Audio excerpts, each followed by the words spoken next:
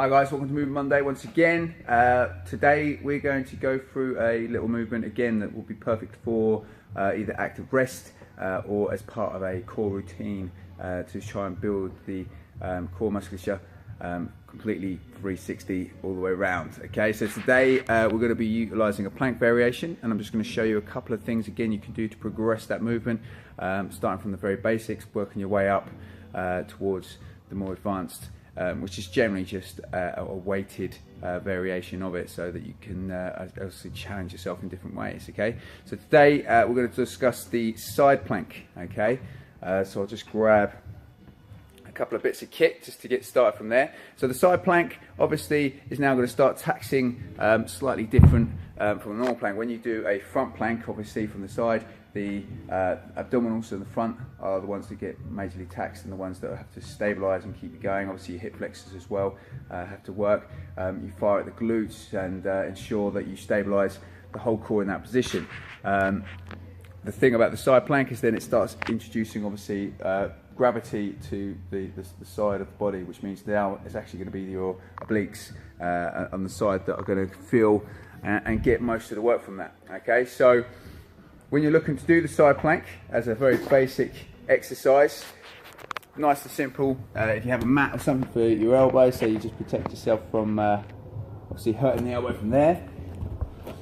Okay, your weight's going to go onto the mat, okay, and then from that position you have the hip to the floor, and so everything's in a nice line, and then when you raise the hip up and hold that position, that's where you should feel it down the side there. Okay, and then obviously you can have your arm in the air, you can have your arm in the hip, you can just basically hold that position from there. Okay, so that is your standard side plank. Okay, but obviously eventually, once again, like any other plank, it becomes boring, it becomes a bit samey, and obviously there's only so long you can hold that position anyway if you're going to be using it as active rest and everything else. So what you can do is actually start adding movement to it and start making it a bit more challenging. Okay, so from that position, obviously like we were before, you go into your side plank, you raise that top position there, like raising the arm. Okay, you can start raising the leg. That's a good way to just start initiating that side plank from there. Okay, just to start bringing a different element to it. And you can also add implements as well. So a good progression I like to use is the rotational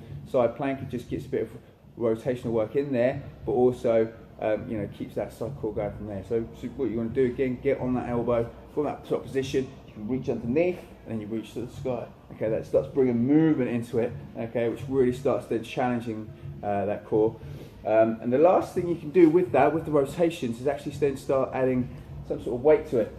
Okay, so this is a 4 kilo dumbbell. Okay, you don't have to go this heavy. You could go a bit lighter to start with, obviously, and work your way up to it. Or if it's too light, obviously you can go a bit heavier.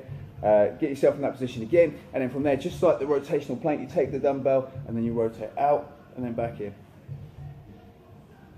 Okay, and that just adds a bit of weight to it, makes it a bit more challenging, and starts, you know, bringing some upper body work into it as well. So your shoulders and your upper back will start getting some stimulation from the weight, whilst your core is being worked from that position. Okay, guys. So